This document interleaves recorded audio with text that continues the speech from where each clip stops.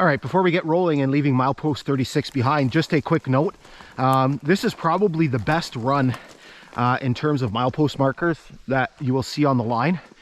So I can't remember if 25 is there, but I know for sure milepost 26 is there, 26 is there, 27 is there, 28, the pole is there, the sign's missing, 29 is there, 30 is on the ground, 31, 32, 33 are up, and then we saw 34, 35, 36, 37, the pole is there, the sign is missing, 38, the sign is missing, 39 is up. So that's a pretty good run. So that's what, 14 miles of mileposts that are still up. That's probably the longest stretch on this rail line.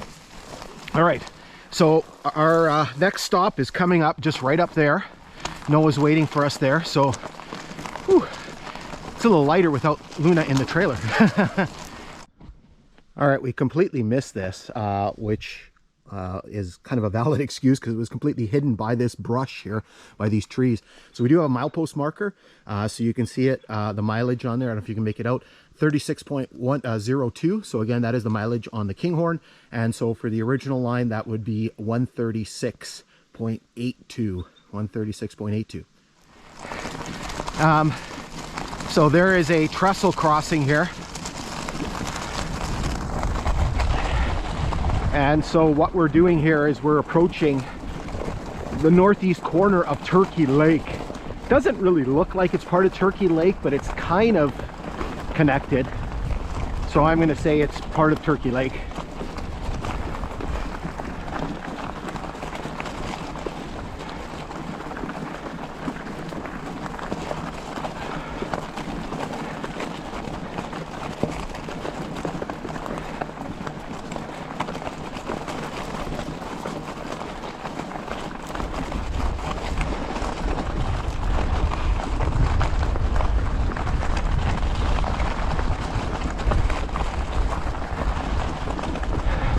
Now, just a quick note about Turkey Lake. I forgot to sort of tell this story. There's a telegraph pole down there. Let's go and look and see if there's anything on it. Maybe somebody's looked at it already because there's an insulator sitting on the top. Yeah, somebody's been here already. Because all there is just Dominion 42s. Somebody's stripped off the good stuff, quote unquote. Yeah, it's just, there's a piece of one here. Piece of a green one. It's a Brookfield or a Hemingway, but it's busted. Otherwise somebody would have taken it. All right, so I was talking a little bit about Turkey Lake. So when I was here last year, because we did the section last year to the west of the washout that's coming up, I forgot to tell this story. So I believe it's I'll put it up on the screen after. There's a 1921 guide, so kind of in the early years of Canadian National, when this was still kind of main line, the Nipigon cutoff hadn't been built yet. There was like this sea to sea journey along the Canadian National lines. And so, you know, they came through here, they came through this section between, you know, Sudbury and Port Arthur, and, you know, they're kind of mentioning notable features. So Turkey Lake is the middle of the three quote unquote fowl lakes.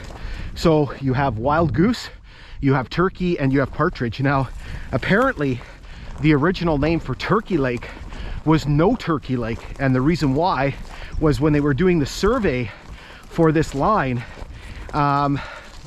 obviously they were surveying over the winter, and they didn't, the Christmas dinner did not make it to the surveying party. And so the surveying party, you know, and they were in this area, I'm guessing, and the survey party, you know, kind of chimed in and said that, you know, they didn't get their Christmas turkey. So there was no turkey at this lake. And so that's where the name kind of evolved from.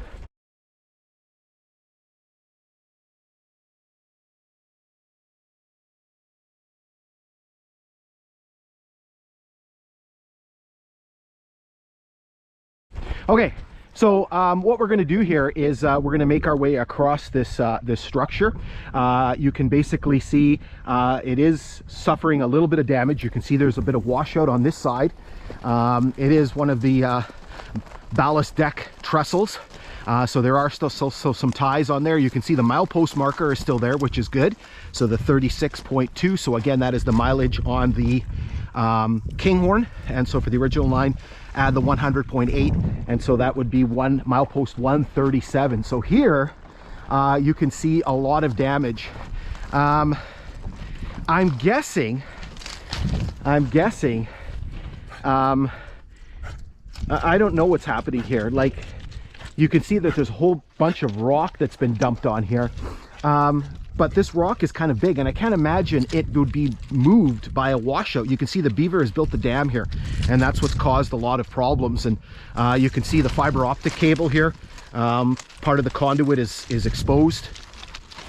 Okay, so what we're going to do, again, you can see all this crushed rock. So there was a washout here at some point, and it was repaired. And I'm guessing that, I don't know if it washed out again, or if it, you know, they didn't repair it completely. I don't know. So what we're going to do is we're going to drop down and take a look at this structure. All right, so we've made our way down below the level of the grade. You can see the south side of the trestle here. Again, just a simple timber and pile trestle with the ballast deck.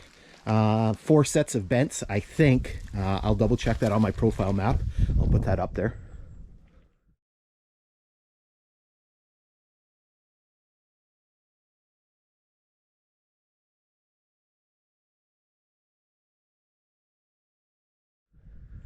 So again, 31 feet long, and again, you can see all of that rock that's been put in there.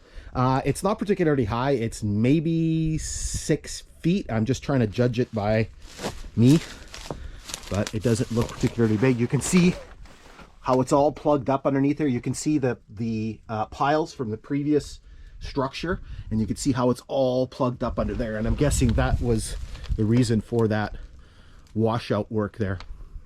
Okay, so we're gonna hop back up on the grade, and we're almost at our destination here. All right, so we're gonna leave this trestle behind. And we are going to make our way just up ahead. The end of our journey is just right up over there because there is a washout, another washout on the grade. If it hasn't been repaired, I don't think it has been, but this is a pretty major washout. So that'll basically mark the end of our journey here and the start of the next section, which we did last year.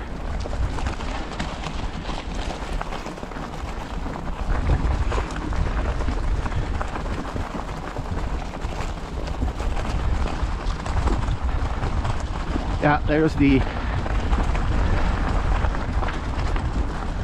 the washout there.